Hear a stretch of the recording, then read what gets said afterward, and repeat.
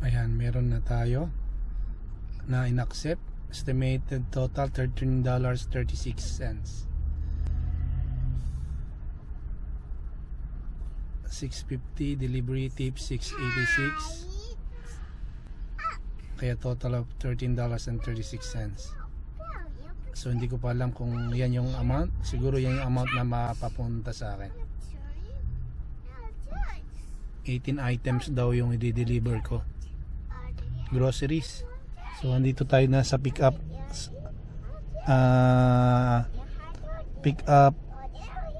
nitong store na to.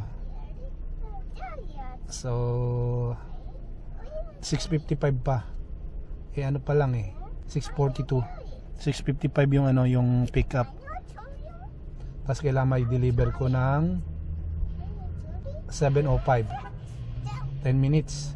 5 minutes lang yung biyahe. 2.3 miles. So ito yung mga in-order niya. May lettuce, merong soda, merong tea,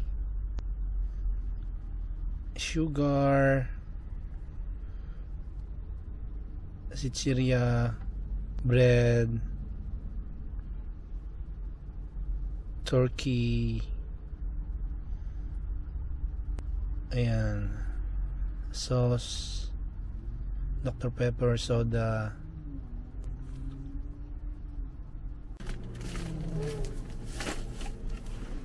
Okay. Okay. Thank you. So na-load na. Papunta na tayo. Ayan na, na-load na yung order. Alis na tayo. So na-deliver ko na. Ayun. Ang hirap hanapin. Ngayon naman ako naman ang nag-shopping. Pero ano lang, hindi mo naman kailangan bayaran. So ito ang in-order. Dalawang ganyan. Saka isang milk ng bata. Milk ng bata. Okay, di-deliver ko na. So kanina merong nilagay na, pinick up ko na lang yung item. Ngayon naman second order, akong nag-shopping.